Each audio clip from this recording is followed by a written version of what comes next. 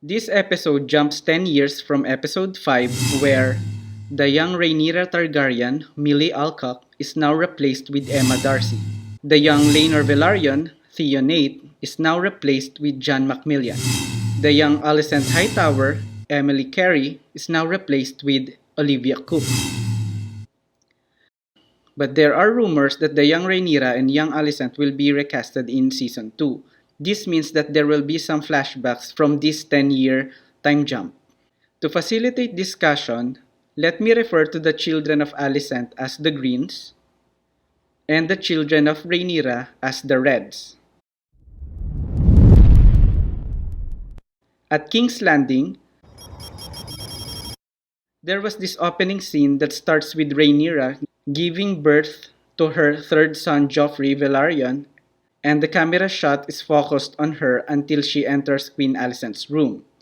This camera angle is almost maintained for more than 5 minutes. And this long shot is similar to Darren Aronofsky's eye-level point of view scenes from The Black Swan and The Mother. This was done to somehow let us feel Rhaenyra's agonizing or uncomfortable experience despite the fact that she's a princess. While at Queen Alicent's room, Laenor Velaryon has a white hair, and Rhaenyra Targaryen has a white hair, but all of their children have black hair. That's why Queen Alicent was so happy that the new babe by the name of Joffrey also has a black hair. In other words, it is now easier for her son, Aegon II, to claim the Iron Throne because Rhaenyra's current sons are obviously bastards. For those who have read the books, we know that Sir Harwin Strong and Rhaenyra have a secret affair. I can't believe that King Viserys is so dumb enough not to notice the inconsistent hair color of his grandsons. This is also the reason why Queen Alicent told Laenor, "Do keep trying, Sir Laenor.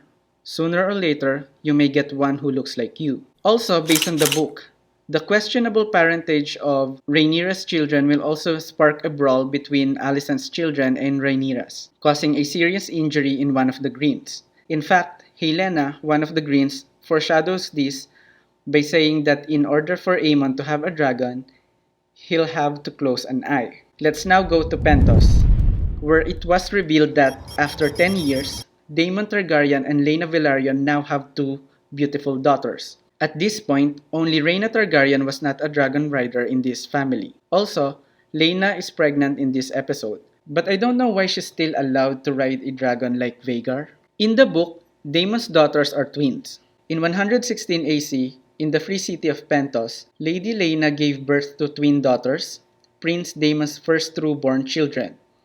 Prince Daemon named the girls Baela, after his father, and Rhaena, after her mother. But in the series, it seems that Baela is older than Rhaena.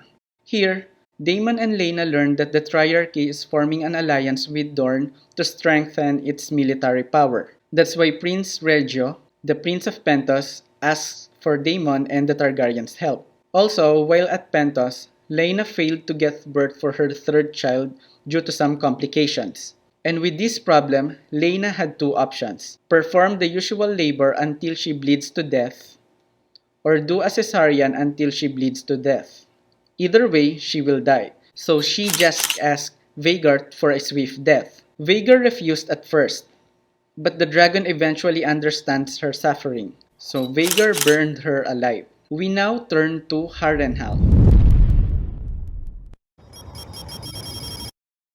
where the Hand of the King Lyonel Strong escorted his eldest son Harwin Strong to avoid the controversy surrounding his connection to Rhaenyra. However, a fire broke out in Harrenhal, killing both Lyonel Strong and Harwin Strong. In the book, it wasn't clear why a fire broke out in Harrenhal.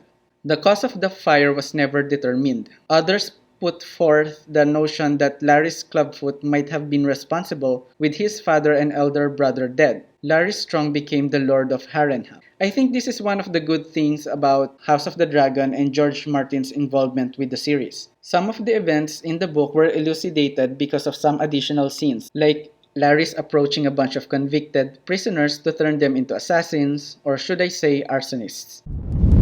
Back at King's Landing, I can't believe he murdered his own brother and doesn't even care about his father being a casualty. But I think Larys Strong is smart enough to realize that It's a matter of time that Sir Harwin Strong will die anyway in the hands of the small council or in the hands of the Velaryons. So Larys decided to kill him instead. And in the process, he will gain the favor of Queen Alicent and at the same time, he will become the Lord of Harrenhal. Don't forget to like this video, subscribe to my YouTube channel, and hit the notification bell button for awesome updates. Thank you for watching!